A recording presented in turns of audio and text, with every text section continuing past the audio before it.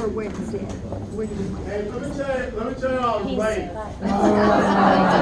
It's a true story. It must be a true story.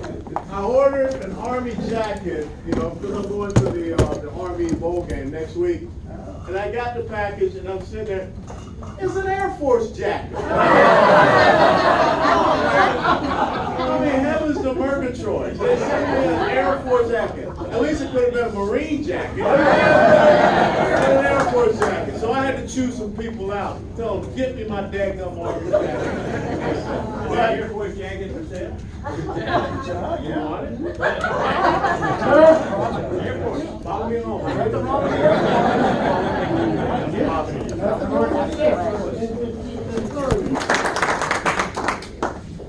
Don't read all that. We are so honored to have you, Lieutenant Colonel Alan West, and I really wanted to introduce you with his campaign video called Burn. If you have not seen it, you need to see it, but we just couldn't get it working. So I'm going to hit the highlights, but the entire bio is in your agenda. So Lieutenant Colonel Alan West is a Christian conservative, constitutional conservative, combat veteran, former member of the US Congress. He's the third of 4 generations of military servicemen in his family. During his 22-year career in the US Army, he served in several combat zones and received many medals and awards. In November 2010, Lieutenant Colonel Alan West was elected to the U.S. Congress representing Florida 22nd District, and that's when I became a big supporter. Then he got smart and came to Texas as soon as he could. So in July of 2020, he was elected chairman of the Republican Party of Texas by an overwhelming majority of state delegates. He is a former commissioned officer in the Texas State Guard and a member of every veteran and gun group that's out there. He is married to his wife, Dr. Angela Graham West, a financial advisor. They have 2 daughters, Aubrey and Austen, and most importantly, he's the proud grandfather of a gorgeous little grandson, Jaxton. So I want to say he's the bravest and smartest person in this room tonight.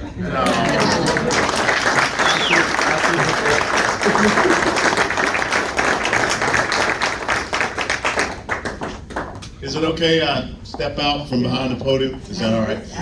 Look, Merry Christmas. And it's a pleasure and honor to be here with each and every one of y'all. Is that pickleball out there? Yes. Okay, that was the first time I've ever seen it. I've heard about it, but I was like, what the heck are those people doing? I heard it's an old folks game, so I guess I better learn. Look, before I get started, I want to recognize someone that is here, very near and dear to my heart, a very incredible dear friend, someone that served this great country in the United States Marine Corps, known him for 17 years. And some of y'all may know that when I was a battalion commander in Iraq, of the battalion out of the 4th Infantry Division, I made a decision to protect my men in a combat zone. I used a little psychological intimidation tactic. The Army didn't think I was too cool, even though I reported myself. And so they were going to look at sending me to Fort Leavenworth for 8 years of my life. There was an incredible man who stepped up to the plate. He was a civilian, retired Marine JAG officer, and flew over to Iraq to be my defense attorney. He just recently moved with his wife, who was a retired colonel in the United States Air Force, and they now live in Rowlett, Texas. They just moved here from Alexandria, Virginia. Ladies and gentlemen, I want to introduce you to my dear friend of the Scarlet and Gold, Semper Fi, Hoorah, Neil Puckett. Thank you, Neil.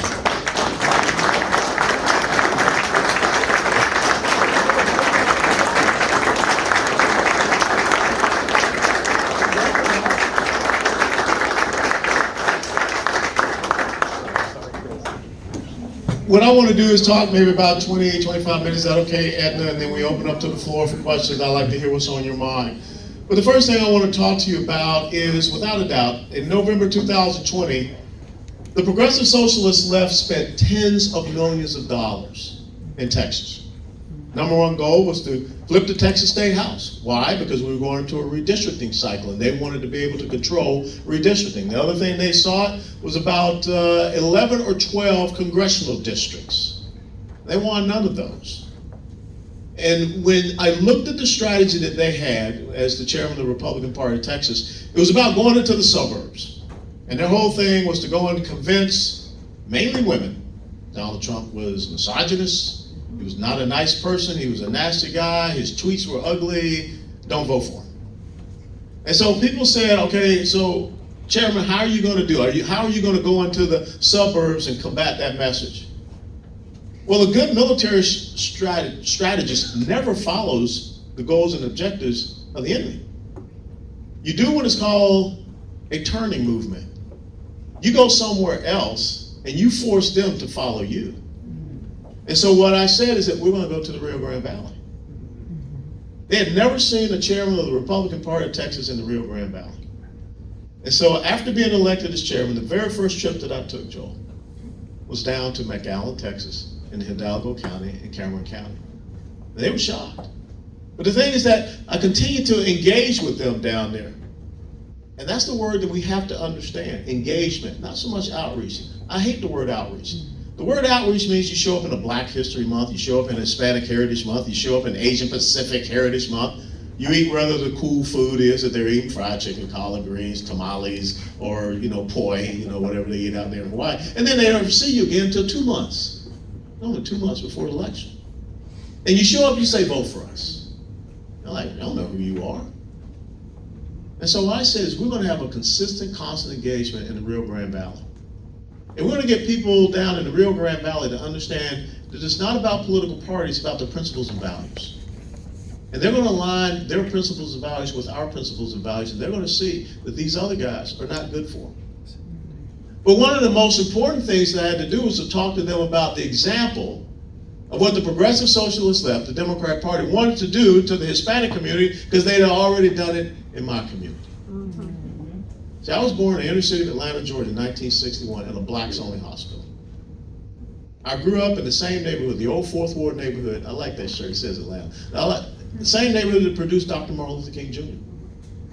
But when I was born, the two-parent household, the traditional nuclear family in the Black community nationwide was somewhere between 75 and 77%. You did not, even though I was born in a blacks-only hospital, you did not see in my friends, nobody was in a single-parent household. They had mommies and daddies in the household working together, owning homes. My parents made a decision to send me to the school of their choice so I could get the best possible education. See, all of those foundations, you never heard about anybody in the Black community murdering their child in the womb. That was shunned. But if you look at where the Black community is today, how many people here have heard of the documentary Uncle Tom? How many people here have seen the documentary Uncle Tom?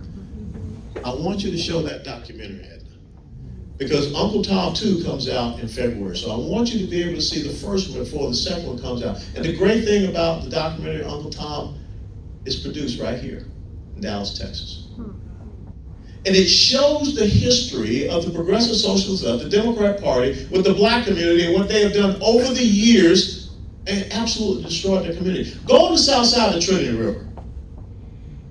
Do you see a lot of thriving small businesses?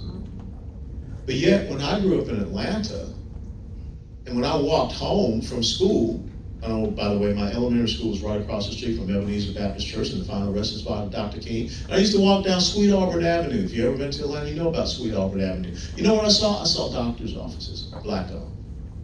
I saw lawyers' offices, Black-owned. Small businesses, everything. The only Black-owned bank, Citizens Trust Bank. But what do you see there today? Liquor stores. A lot of things boarded up. Although you do see the gentrification, people moving back into the inner city and driving people in their historical home, driving them out because they can't afford it. The problem we have here, even in Texas. But the point is that to the Hispanic community, I explained to them, you're next. They've already destroyed us. They got us what they think hook, line, and sinker. Although it's changing. because we're starting to have that engagement. And you start to see more and more blacks coming out and saying, I don't want to be a victim anymore. I want to be a victor. See, progressivism, socialism, Marxism, statism, communism is all about victims. Because it doesn't believe in the strength and the ability of the individual. It believes in the collective. How many of y'all remember Star Trek Next Generation with Jean-Luc Picard?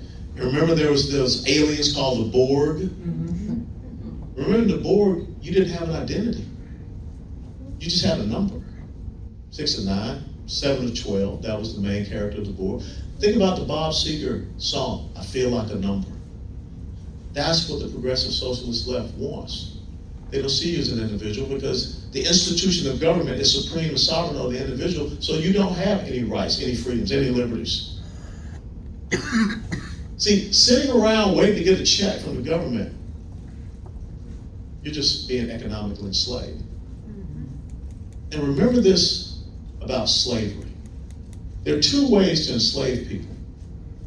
You work them for no pay, or you pay them for no work. It's the same result. And that has been played out in the black community. And so when you explain that to the Hispanic community down the Rio Grande River, they're like, you're right. We don't want that.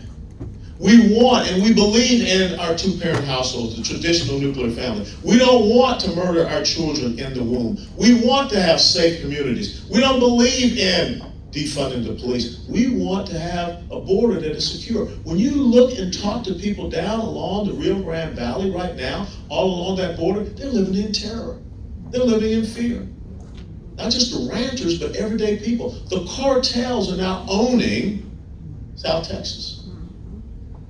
People are being beheaded in Texas. People are having their throats slit in Texas. People are being gutted in Texas. Where did I see that previously? In Iraq and Afghanistan. Because we're allowing a terrorist organization to dominate South Texas. When you think about better education opportunities, that's what everybody wants, especially in the Hispanic community. When you think about better small business entrepreneurship, the leap of faith that you took back in 2008, 2009, that's what they want.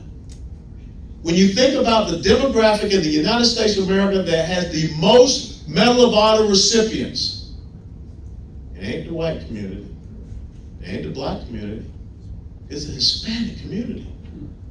These people believe in this nation. These people believe in doing what Abraham Lincoln talked about, giving the last full measure of devotion to this incredible country.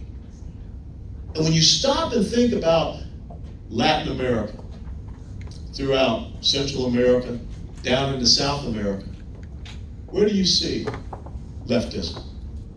Think about a country like Venezuela.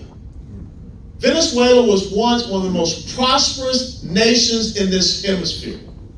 More oil reserves than Saudi Arabia. But then a man by the name of Hugo Chavez came along, and what did he start talking about? Wealth redistribution. What did he start talking about? We're going to take from the rich folks and give it to you, and we're going to make sure that everyone has something for free. What was the very first thing that Hugo Chavez got rid of when he came to power in Venezuela? The right for an individual citizen to have private gun ownership. Because there's a little meme out there, folks, that it says you can vote your way into socialism, but you can only shoot your way out of it. And if they disarm you and you cannot have one of these, then you are not going to have the ability to get out of the socialism. That's why this thing called leftism is responsible for the death of hundreds of millions of people since it took the stage in the world. See, that's the message that you take. You take it not just to the Hispanic community, you take it to the Asian community, you take it to the black community, you take it to the white community. One of the things that people always say, yeah, but Colonel, you're black, you can go to the black neighborhood and say these things. Or I'm sure at the end they say, well, you're Hispanic, you can go to the Hispanic neighborhood and say these things. Ain't no kids here. Bullshit. Oh, I'm sorry. He had cotton in his ears. Bovine excrement, okay? But why do the white, liberal, progressive socialists going to the black neighborhoods? Why are 73% of Planned Parenthood clinics in black communities? Because they will go, and they will pour that poison into the ears. And so I'm so proud of what you have stood up here, because we got to get that message out there, because you just said 42% of the population of Texas is now Hispanic. But here's the good news. Joe Biden's approval rating with the Hispanic community in the state of Texas is 32%. Let's go, Brandon. Go, Brandon. And I will assure you that Kamala Harris is probably a lot lower than that. So we got an opportunity. We got an opportunity to get people to understand in this critical moment, because we are in a crisis. Back in December 1775, when this country was fighting for its independence early on, before it was even declared to be an independent country, it was not going very well. And George Washington turned to a young man by the name of Thomas Paine. And he asked Thomas Paine to write something to inspire people, to get them to understand this cause. Even though we're here in Valley Forge in the middle of this winter and we're suffering, we're starving, dying from disease. We've had our butts kicked ever since Bunker Hill all the way down. Thomas Paine wrote a pamphlet. It was entitled The Crisis. And the immortal words that we remember from Thomas Paine, he said, "These are the times which try men's souls, when the summer soldier and the sunshine patriot will in this crisis shrink from their duties. But to those who will make a stand, they will deserve the love and admiration of all men and women." Didn't say white men and women. Didn't say all men and women. That's the moment that we have here in the great state of Texas. Because the progressive socialist left understands that they can never control the United States of America unless they control Texas. And just because we beat them back in November 2020 does not mean they're going away. You got to beat them back every single election cycle. And what we fail to do as constitutional conservatives is stay in the fight, to stay engaged. We ramp up for a political election cycle, and then we stand down. And that's why you just talked about school board elections. The most important election in the United States of America, in Texas, school board. I think y'all understand why. When you have someone like Terry McAuliffe that stands up there and says parents do not have a right to decide what their children are being taught. That's the mentality of the left. When you look at this cultural Marxism, the critical race theory, the social emotional learning that they're trying to indoctrinate our kids, you got to get out there and run. I applaud you for the 14%, because you're right, normally 5 or 6%. But not too far away from here, there's a place called South Lake, Texas. Guess what happened in South Lake, Texas with that Carroll ISD, the Cultural Competency Action Plan? They put together the South Lake Families Pact. They raised up candidates. They resourced and funded those candidates. And a year or so ago, they had a 41% turnout for a school board election. They flipped 3 school board seats. Next year, they're going to flip the 4th one. The Cy-Fair, Cypress, Texas, 3rd largest school district in the state of Texas. They flipped in this last election cycle 3 school board seats. In Houston ISD, 3 school board seats had to go to runoff election. Guess what? Constitutional conservatives won 2 of those 3. So that's why an organization like this at the grassroots level is so important. That's why you have to get out there into the Hispanic community, into the black community, into every community and talk about our principles and values. We don't believe in wealth redistribution.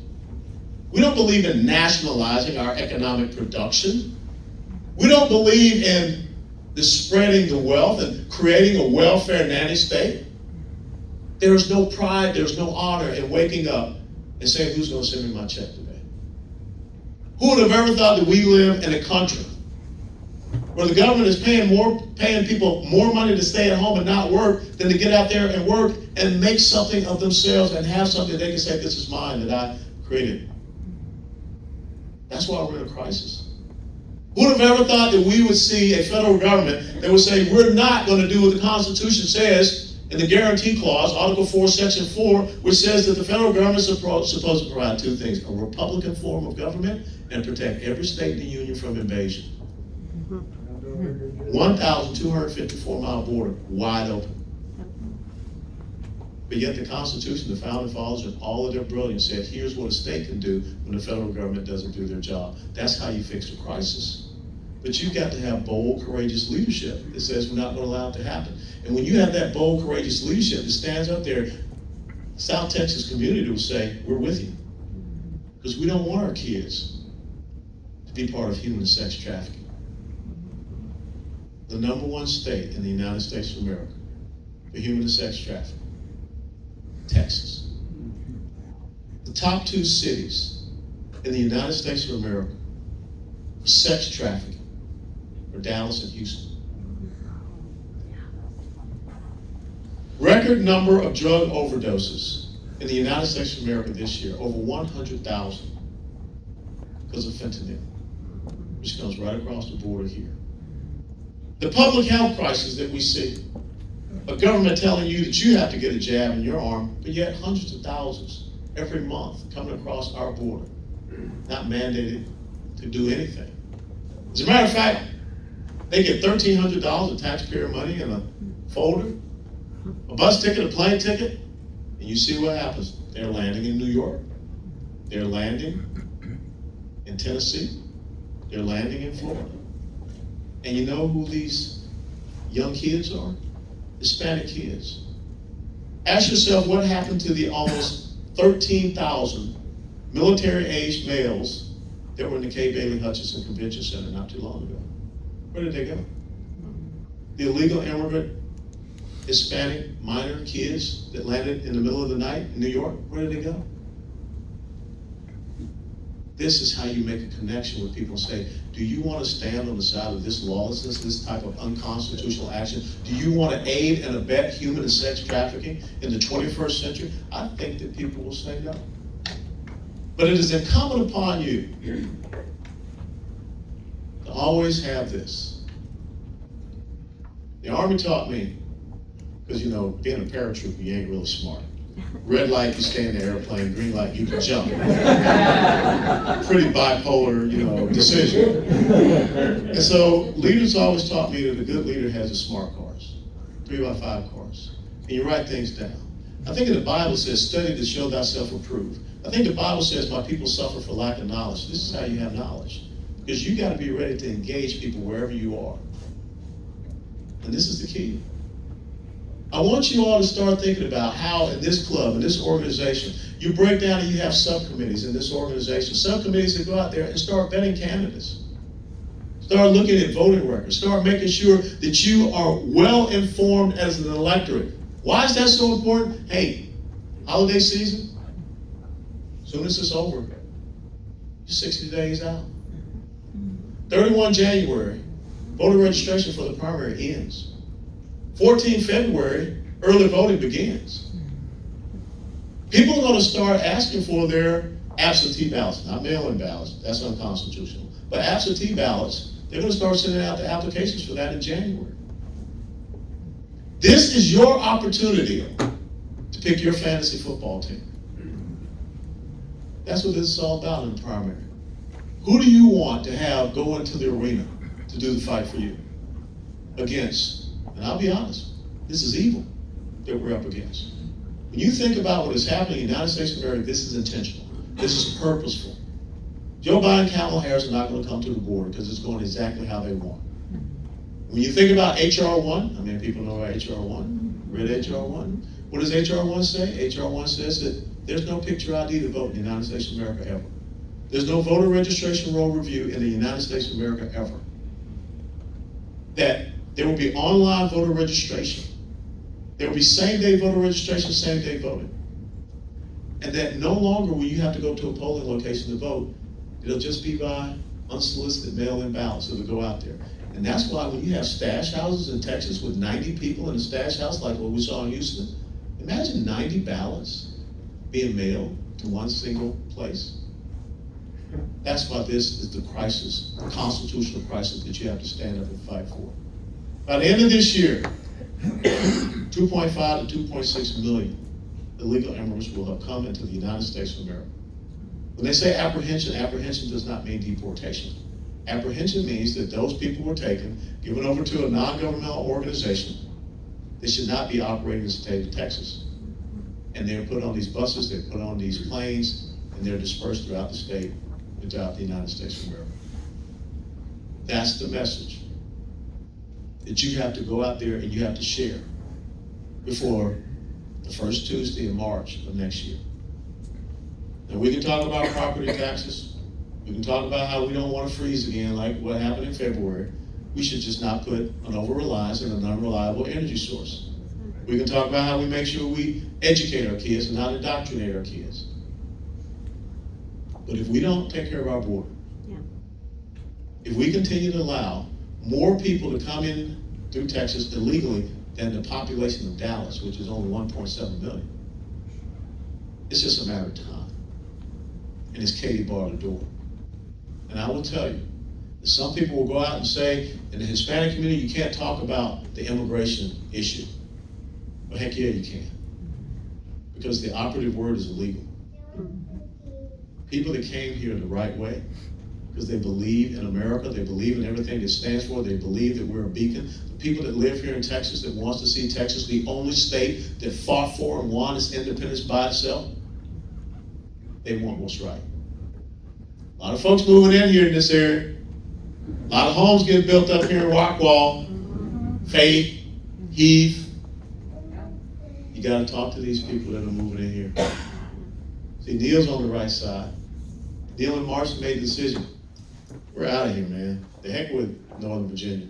Although they just did really great. And they elected a pretty good guy. And a Marine for Lieutenant Governor. How awesome is that? And guess who became their new Attorney General? A young Hispanic man from Cuba, if I'm correct. See, that's the power of our message. That's real diversity. Not the equality of outcomes, which the left wants. Our message is equality of opportunity. It says a kid born in 1961 in a blacks-only hospital can command a battalion in combat when his dad was just a corporal in the Army in World War II in a segregated military. Older brother was just a lance corporal in the Marines. And stand here before you all, having been the chairman of the largest state Republican Party now running for governor in this incredible state. That's our message. It says no matter where you're born, no matter where you come from, you can be all that you want to be. God bless you all. What are your questions?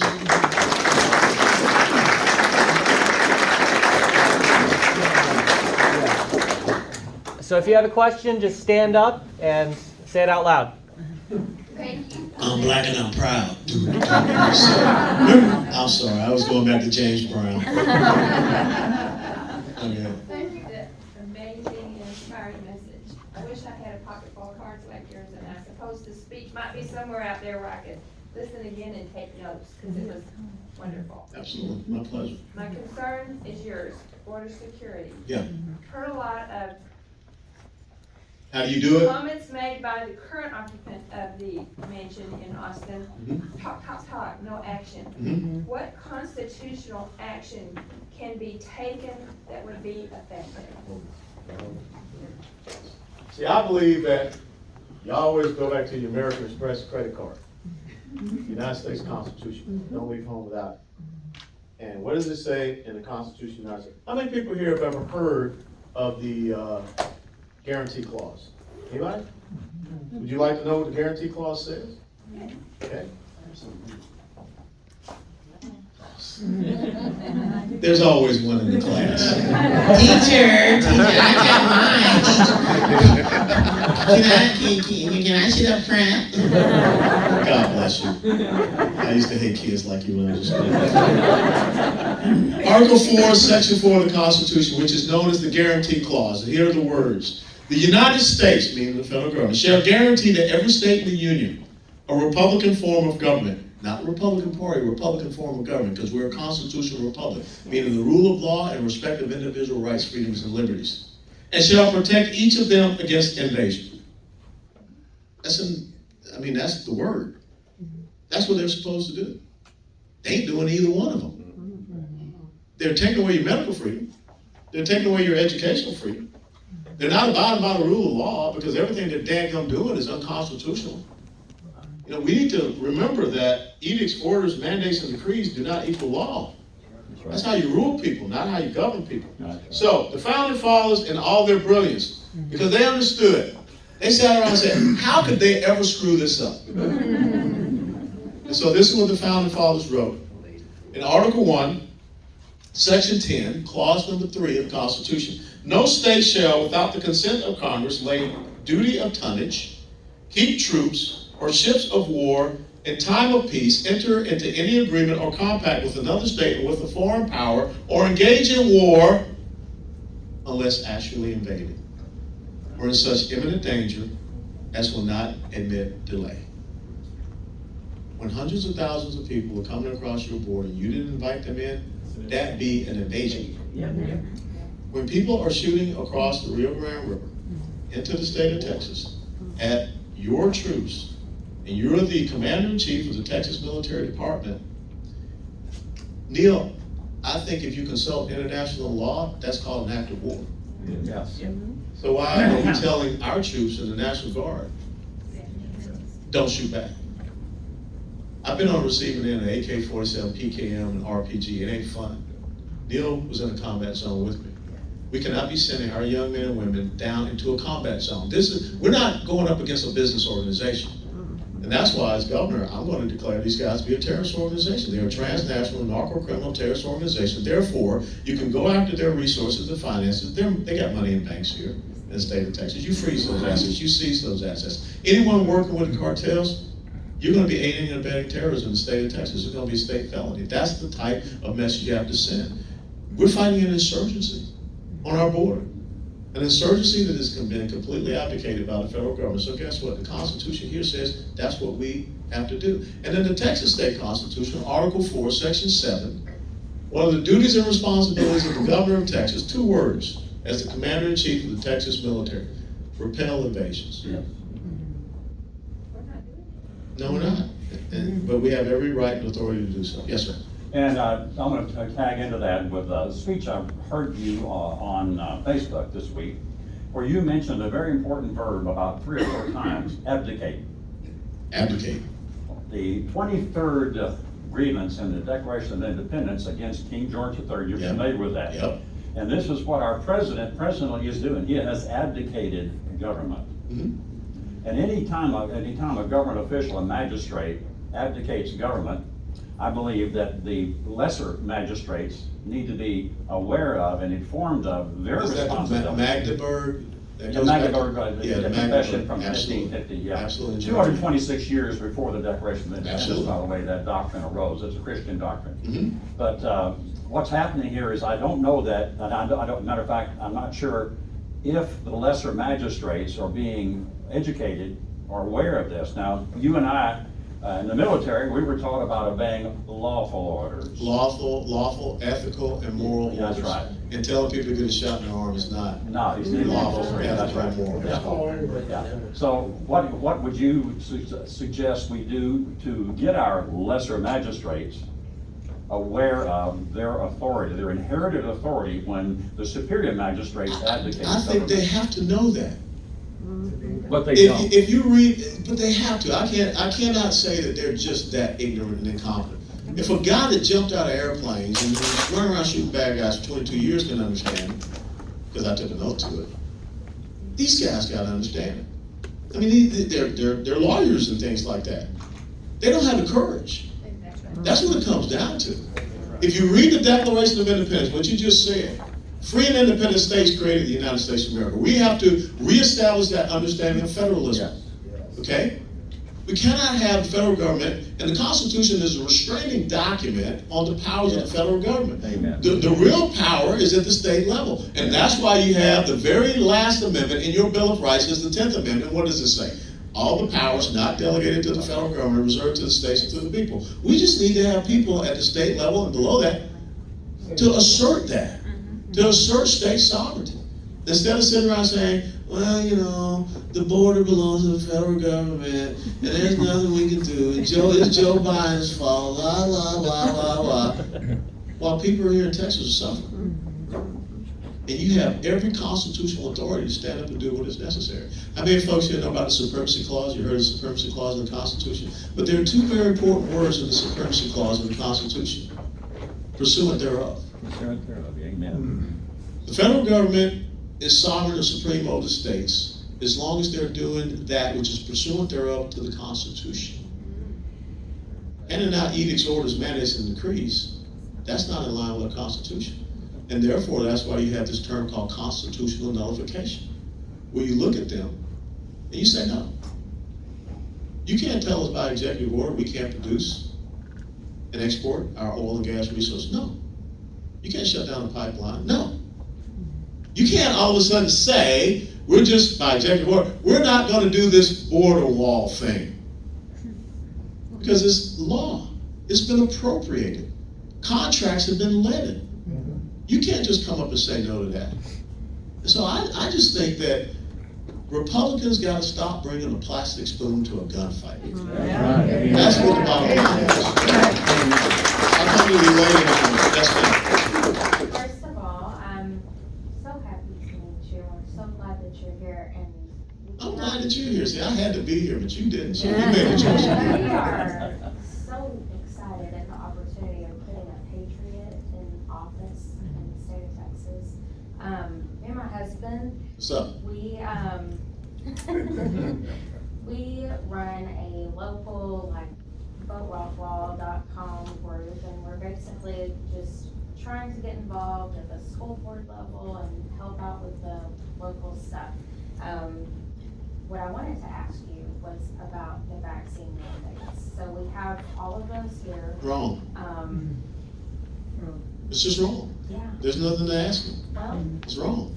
here we are, and we're going, you know, to all these different events, and, you know, we're marching around Big Valor, and, we're trying to help out folks who are at El-Turi, and different people who are losing their jobs all around the state Or of quitting. Texas. Well, yeah, they're quitting, they're being forced out, they don't feel like they have, anybody standing behind them. And then we have Greg Abbott, who has signed this magical document that's supposed to save our jobs, and it's not. An executive order doesn't mean anything. It doesn't do Yeah. anything. Yeah. And so, as a governor, what can you do? Can you inspire the Texas House and Texas Senate? Yeah. What legally do you have? You make that a legislative priority. If I was sitting there in the governor's mansion right now, we would have had a special session. We would have had this thing taken care of immediately. See, when Joe Biden steps up to the podium in the White House in the middle of the debacle in Afghanistan, this was just about shifting the narrative. That's what this whole thing is about. And he comes out and says that I'm going to mandate everyone to get a shot. The next day, I step up to the podium and say, not in Texas. And I say, we're going to have a special session. We're going to pass a law that says you're not going to do that in Texas. And if you try to do that, we're going to fine you. We don't want businesses that undermine your individual freedom. If you can't control your body, what do you control? And see, the thing is that they've done that in Georgia and Florida. They called in a special session. They passed law that said that you will not tell anyone that they have to get a certain shot in their arm. And especially when you allow people to pour across the board hundreds of thousands, you're not mandating anything to them. As a matter of fact, what did Dr. Fauci say last week in the press conference? He said that's a totally different, issue. That's not the same. Of course, it's the same, but that's the mentality of the left. Right, and so, and to pivot off of that, they will say, okay, well, now we're going to just mandate that you get a test every year. And you get like. You can't mandate this stuff, folks. I just want, again, I want you to understand. Schoolhouse Rock, Saturday morning, ABC, okay? They taught you how a bill becomes law. They didn't say, this is how you make an order. This didn't say, this is how you make a mandate. We have forgotten that. When you go out there and you talk to people and they say, America's a democracy, you're a slapper. Because they fail civics.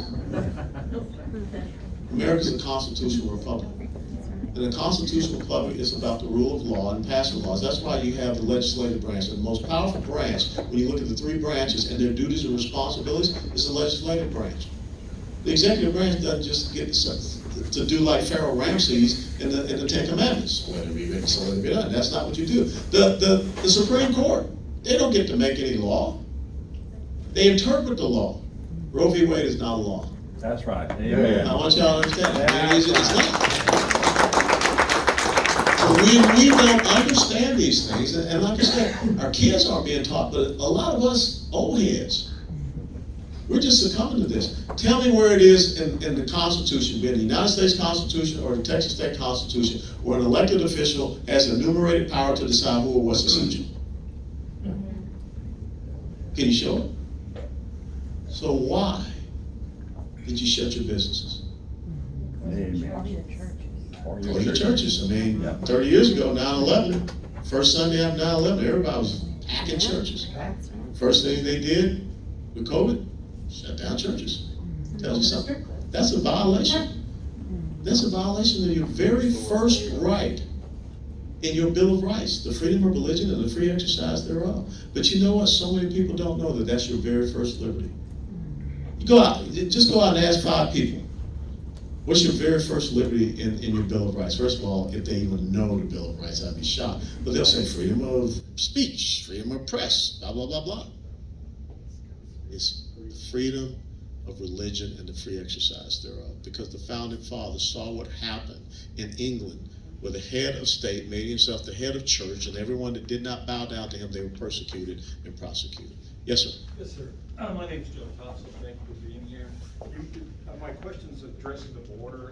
As a member and media coordinator for 6,000 Texans as members of the United States Gun Club nationwide, Governor DeSantis just came up with an idea for civilian emergency response teams made up of local law enforcement, retired firefighters, lawyers, judges, all kinds of business folks that help out their communities in crisis and situations like that. As a governor, how would you feel about it? Because it requires manpower to do what you do down on the border. Yeah. About activating, like DeSantis is planning on doing, because the president can nationalize your National Guard. Yeah, the Texas State And Guard. then they're in effect. Yeah. They're only gonna let it go anyway. But the civilian emergency response teams there's over like 300,000 nationwide. But we here in North Texas, because of the recent riots and all this stuff, have formed a group, and we're active, coordinating and putting classes together.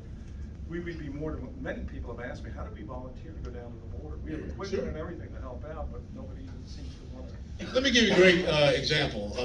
Anybody know where Kenny County is? Brackettville?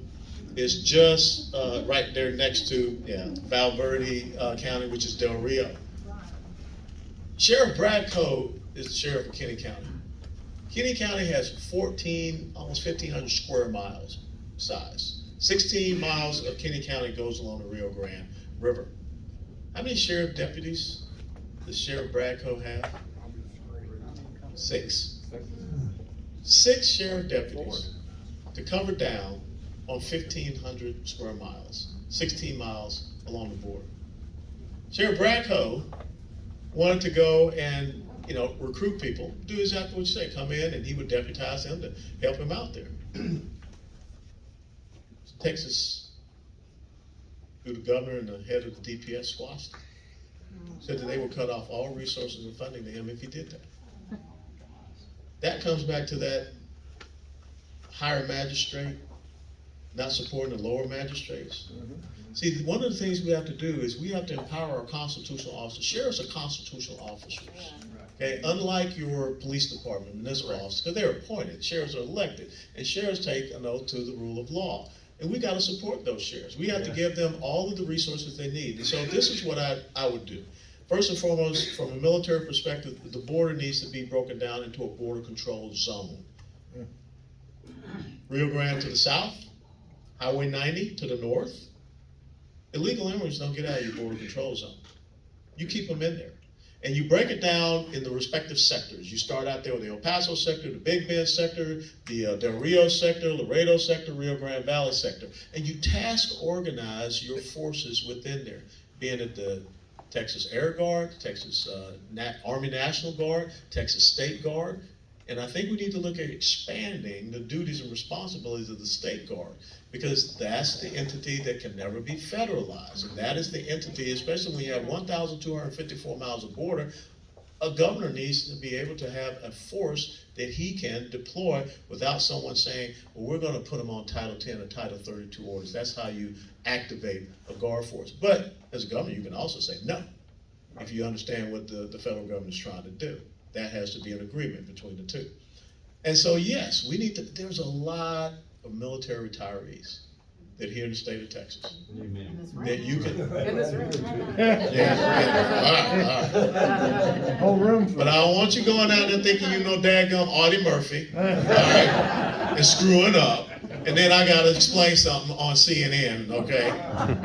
But if with the proper training, the proper task and purpose and mission, and with the right rules of engagement, we have to be able to do what, again, they have abdicated their constitutional duty.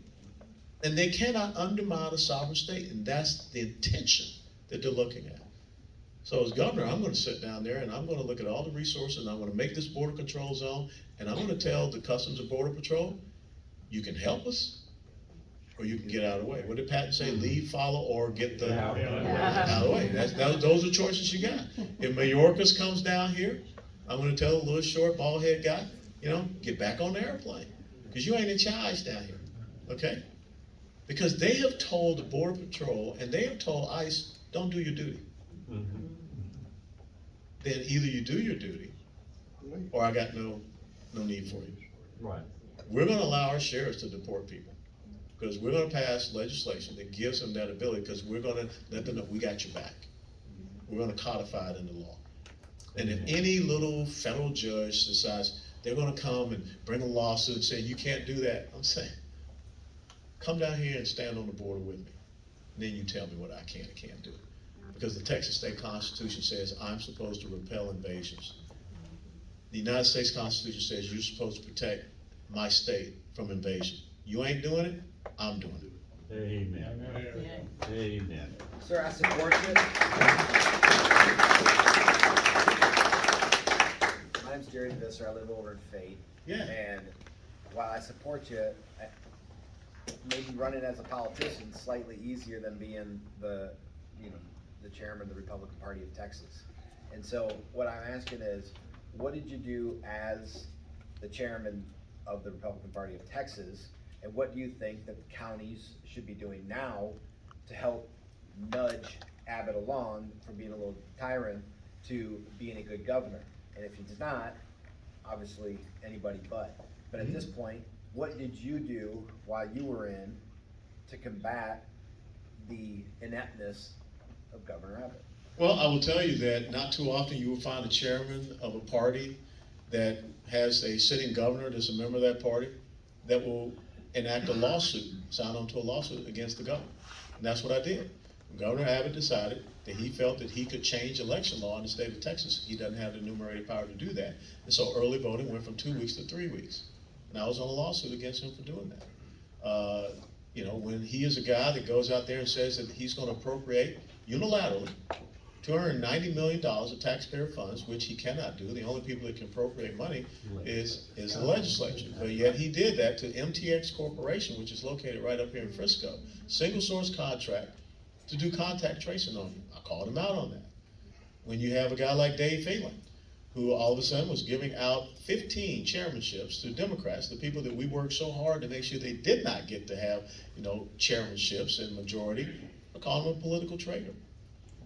We talked about, we flipped the Rio Grande Valley. Zapata County down in South Texas had not been Republican in 100 years. It's Republican now.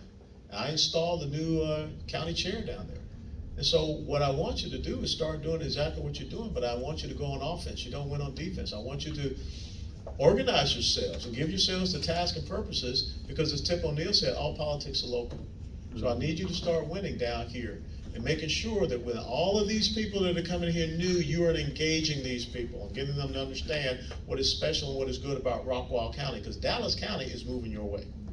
Dallas County is moving into Collin County. It's moving into Denton County. And if you don't make a stand, some mess is going to come across that bridge.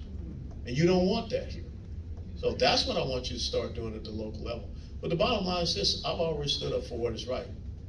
I took an oath to the Constitution, not a person, not a political party. And I'll call out anybody that was wrong. I saw what Governor Abbott was doing, and we have 8 legislative priorities, right? When we went into the session. I stood before the State Republican Executive Committee, and I said, we're gonna vote on the 9th legislative priority. What was that legislative priority? Curtailing executive overreach. And they resoundingly voted to have that. So we had 9 legislative priorities. What did they do with it? They killed the bills. I spoke for all these legislative priorities, and they killed a lot of them. Constitutional carry was not gonna pass. They had made the decision between Dan Patrick and Greg Abbott that they were gonna kill it once again. Now I went public and I chewed them out. But I got nothing to lose. I don't like you, okay? And so you gotta have someone that has the courage to stand up on principle and do what is right. Texas is the 21st state to get constitutional carry. You know who had constitutional carry before the state of Texas did? Vermont. Bernie Sanders had constitutional carry before y'all did, we did here in Texas. That's insidious. Bernie Sanders can walk around and carry, a little thing, and we couldn't hear. Come on, man. And so that's what you gotta do. You gotta go to the Constitution, stand up for what is right. When I moved here in 2014, I hate politics. Let me tell you why I hate politics. Because I'd never run for elected office or anything. So people asked me to run for office down in South Florida. That's where I moved when I retired from Fort Hood, Texas. And I said, okay. The Republican Party redistricted me out of the district I represented. And 10 years ago in 2012, I was the #1 target for the National Democrat Party. The second most expensive congressional race in US history was my congressional re-election race. But you know what? I'm proud of that. I'm proud that both parties didn't want me up there in Washington, D.C. because they said I was doing what was right and my oath to the Constitution. Anybody else? Yes, sir? Okay, go. Go ahead. No, Go ahead. I'll be standing there. I can wait a little long. I thought you were standing to support his wife. I'm just stretching my legs, you know what I'm saying? Why your back is there? You know what I mean? William Marcus Chin. Yeah. I live in Fate now, originally from Rockwall. Spoken at a few school board meetings about the CRT issue. And my question is there a way, as a constitutional conservative, I'm assuming that you are against CRT, critical race. Yeah.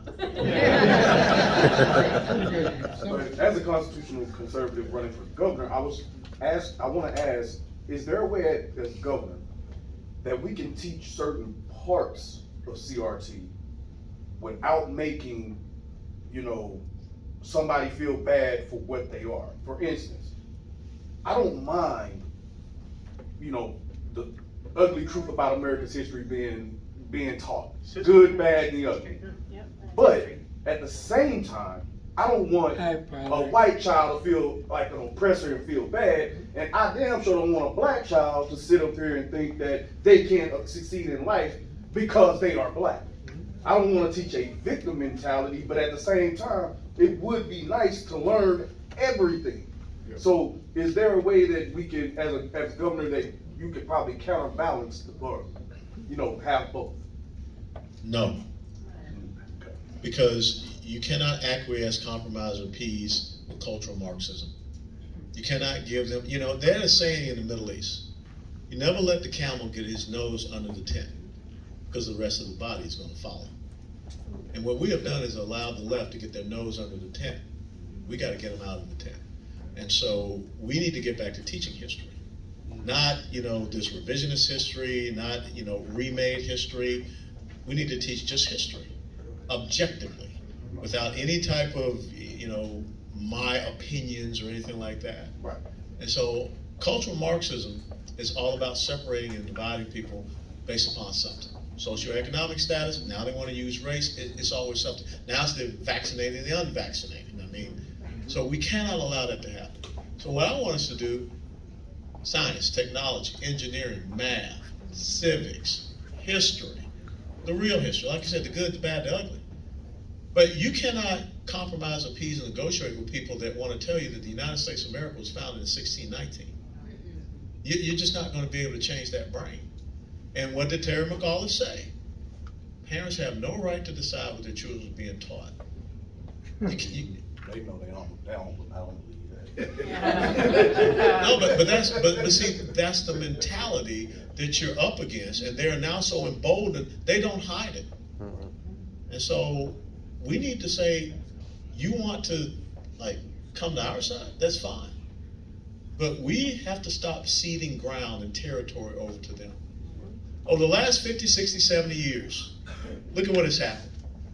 Entertainment industry, culture, education, politics, the media, all of this. They have not come in and said, can we work together with you? No, they've come and said, we're going to take it over. So this is the moment that we're in. This is the crisis that we're in. What did I say? Summer soldier, sunshine patriot will shrink in this crisis. We don't need summer soldiers and sunshine patriots. We need people that are going to make a stand. Okay? And you may lose friends. But the question you got to ask yourself, were they really your friend? What's more important? Your friendship? I'm a black conservative. I've already lost. Or Texas? But you know what's going to happen? Let me tell you what's going to happen. The exact same thing that happened to me in 2008. When I told my family members, I don't care about voting for the first black president. I want to vote for a good president, a president who will honor the Constitution. I had a lot of family members say, we don't like you no more. Cool. 4 years later, you know, we're sorry. We see what you were talking about. Squeaking wheel always gets the oil. How many folks here heard of Dave Rubin? Y'all know Dave Rubin? You know Dave Rubin? Do you know that Dave Rubin was a virulent leftist? He was part of this group called the Young Turks. Dave Rubin used to just go after me left and right. You can go and look at some of the old videos. Dave Rubin and I are not like this. He came. He said, and he thanked me for never relenting. You know, Thomas Jefferson has a great quote. In matters of style, swim with the current. In matters of substance, stand like a rock. America needs a lot of rocks right now. There you go. Yes, sir. Yes, sir. The Colonel is, retired highway patrol lieutenant, and I talked to a lot of troopers daily. They work directly, basically, under the governor, the executive branch of government. Yes. DPS. Yes, sir. They're being misused. Yes, sir. As governor, what would you do differently? How would you handle that branch of government, that service? Well, versus how they're being utilized now? Oh, sure. I will tell you that Steve McGraw is going to be fired if I become a governor. But the DPS should not be down there on the border. That's not their mission. That's not their duty. And when you take the DPS out of their responsible districts and what have you, guess what you create? You create a gap. And now you have these sheriff's offices that they have to try to backfill that gap. And they can't. And so you create a loophole. Guess what ends up happening? The bad guys get on these roads. The bad guys get out there, and they find those loops that they can exploit. And so when you're down there on the border, the DPS agents, they're not there in the bush. They're on the road. They're on Highway 90. They're on 277. They're at the road intersections. And let me tell you, we're not up against, like I said, a business organization. You're up against an entity. They got scouts out. They got people that are calling and saying, they're at this position. This is how you avoid them. They got drones that are leading people around away from DPS. So if you're going to be serious about the border, you put people on the border, you put people in the weeds, you make sure that they are cutting off and interdicting those infiltration routes. And if you want to put someone out on the road, then use your National Guard, mounted patrols, use your state guard. But you got to have people down on the border. You cannot create the gaps. Then the sheriff's departments, they can't fill these gaps. So that's one of the main things. I'm going to let the DPS agents, they got to go back to where they're supposed to be and do what they're supposed to be doing. And not try to put them down there as part of a political optic. Okay, you can line up a whole bunch of DPS cars and say, we got a wall of cars that's only 2 miles wide. And the border is 1,254 miles. Now, I think that there's some pretty smart people who say, I think we can just walk around the wall of cars and box cars and things of that nature. And exactly what they're doing. We're playing whack-a-mole. So all of a sudden they got us focused on Del Rio, and we put a little, you know, some cars there. So where are they now? They're in La Jolla, they're in McAllen. Because what did they say in the military? Improvise, adapt, and overcome. That's what they've done. Yes, sir. I have a question. Absolutely. You're very articulate. I do okay for a Southern boy. And everything you're saying makes a lot of sense. Using your platform, is there a way, as governor, that you can be like the hemorrhoid on the asshole of the world? I don't know if I like that. Never heard that in the I mean, who's going to be Preparation H? Listen to me, what I'm trying to say is, where you can get this message out with this kind of passion to the American people, Oh, sure. from as governor to the state of Texas. Look, Not just Texas alone. Look, people are looking for Texas to lead. They are. There's no doubt about it. And, you know, already I have about 6 million people that follow me on all the social media platforms. As a matter of fact, I just went off on Facebook because I talked about my experience with COVID in the hospital, and they kicked me off of Facebook for telling the truth about what I experienced and the treatments, protocols, and therapies I went through. And so guess what? I'm gonna hammer you. And that's been my reputation. And again, the progressive side. The worst thing that can happen to Robert Francis O'Rourke is to run against Colonel Allen West. All right, last question, because Edna just stood up. That's my cue card. Last question. Anybody? Last question? Go once. Push up chat. Uh-oh. I ain't doing this. Sit down. Sir. I ain't doing push-ups.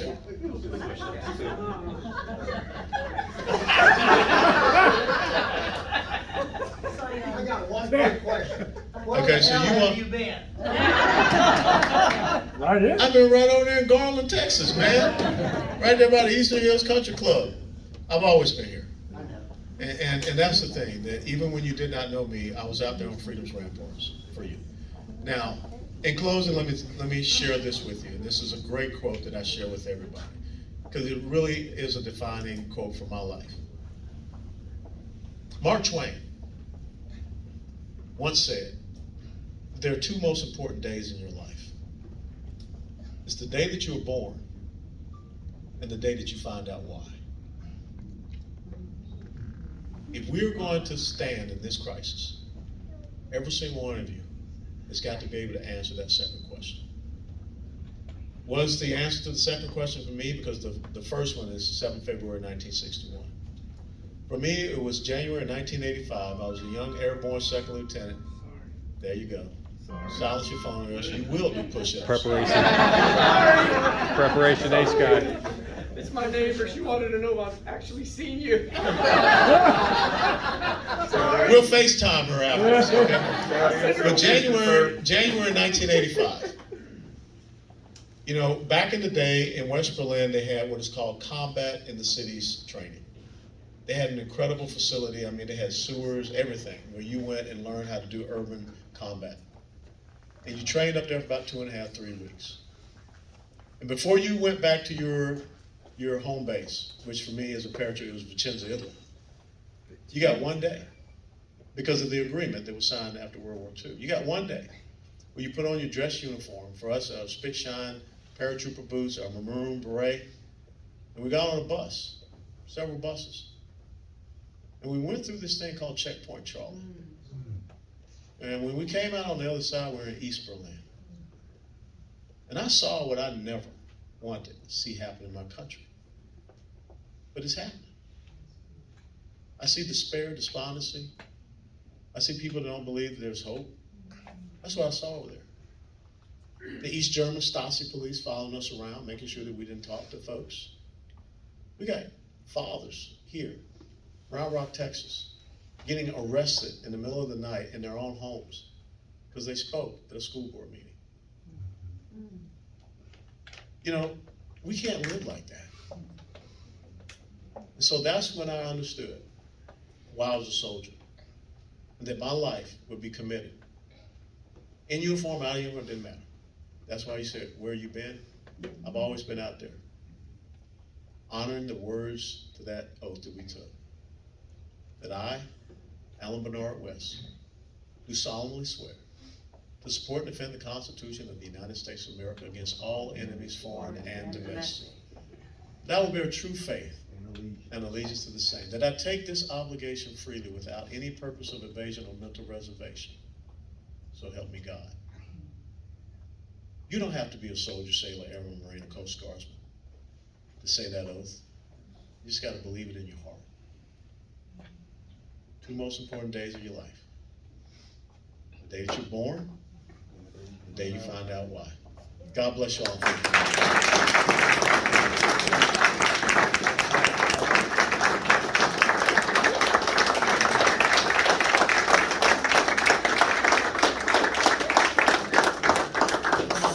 So we have a little something for you, and now you all know what I said is true. We just heard the bravest and smartest guy in the room, for sure. I think Tyler back there, wave your hand, Tyler. I think Tyler's got some yard signs, t-shirts, bumper stickers, and palm cards, so spread the word. Really appreciate it. God bless you all. Merry Christmas.